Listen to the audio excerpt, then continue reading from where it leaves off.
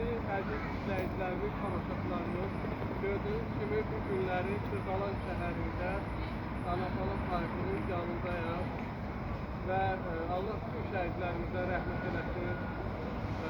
Rəhbərimiz Məlikə xanım Məmmədovanın başçılığı altında bu günləri gəlmişik, baxıb şəhidlərimizin maşasının hadisəsini yad etməyə.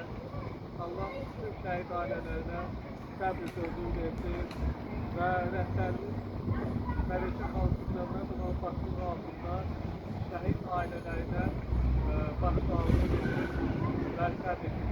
Allah bütün şəhidlərimizə rəhmət eləsin. Qadir Ehsan qardaşlarımız olmaqdan sağlığı versin. Sizinlə mənim Atatürk Saxla Yardım Cəmiyyətinin vaziri Nadir olsun və rəhbərimiz Atatürk Saxla Yardım Cəmiyyətinin rəhbərimiz Məlikə xanım Məmmədova. Hər birinizdən sağ olun, var olasınız, gələn görüşlərə.